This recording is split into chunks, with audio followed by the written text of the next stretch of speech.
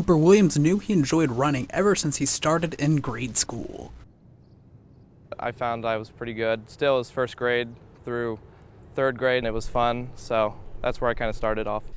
And he's never looked back. Last fall, Williams helped the Red Devils win the team state title in cross country for the first time in 50 years. As far as the boys go, he's definitely our tops. He broke our school cross-country record by 30 seconds. In the spring, Cooper ran the anchor leg of the 3,200-meter relay team at the state finals. When he took the baton, the Red Devils were in fourth place, but when it came down to the final stretch, Williams was the only runner in sight. It's awesome.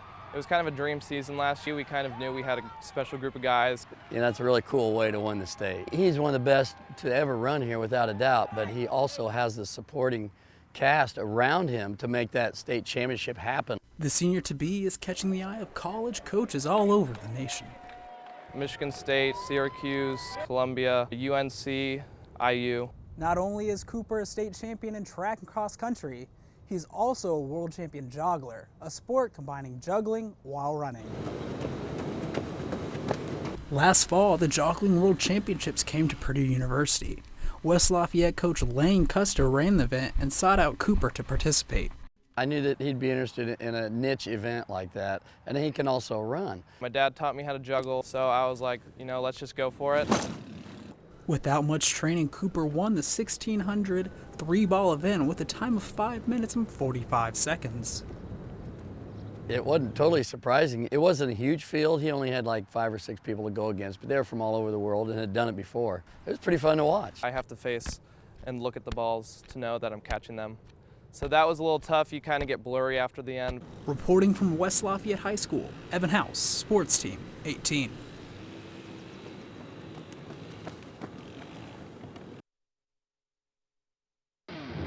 And now, sports scores and highlights. News 18, sports from where you live.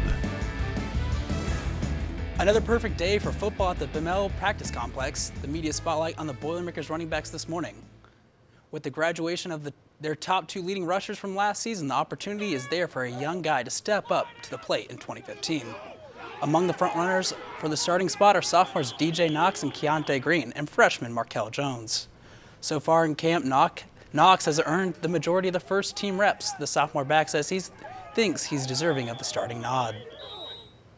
I've done my best to show it, and hopefully, coach agrees that that's my best or whatnot. But I mean, it's always a work in progress, so I can get better in all aspects of my game. My mindset is just keep working hard, give 100%. Keep my main focus on that starting position. Keep the main focus on helping out the team as best as I can. I want to continue to show what I can do and compete for the #1 spot. Coach Hazel, in the first meeting that we had this summer, at the beginning of camp, he showed us these boarding passes. So at this point, I'm just trying to make the 76 or 77 to travel to Marshall. It's the final day of the 2015 Colt World Series. Puerto Rico punched its ticket to the championship with a win last night over Mexico. And the other semifinal, Greensboro, North Carolina, forcing a second-game semifinal against the defending 4-time champion Los Gatos, California. Columbian Park Express coming to a routine stop. Greensboro trying to continue the ride.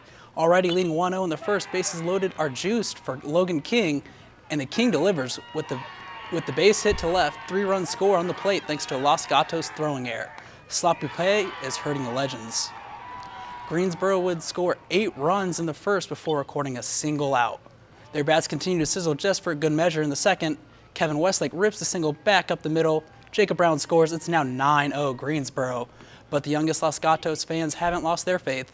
The Legends finally get on the board in the third. Kyle Johnson goes lobe liftoff, taking Chase Everett deep and out for the 2-run homer. But too little, too late. This one didn't even go the distance. Greensboro wins by the 10-run rule, 15-5. So first time in 4 years, there will be a new champion crowned at the Colt World Series. Could it be Puerto Rico's year? They've been runners-up to Los Gatos each of the last 4 years. The championship between Greensboro and Puerto Rico is scheduled for a 7 p.m. first pitch. No settlement has been reached between the NFL and New England Patriots quarterback Tom Brady as the Deflategate fight continues in court. Brady and League Commissioner Roger Goodell showed up today for settlement talks before a federal judge. While court adjourned for the day, both sides were said to be talking.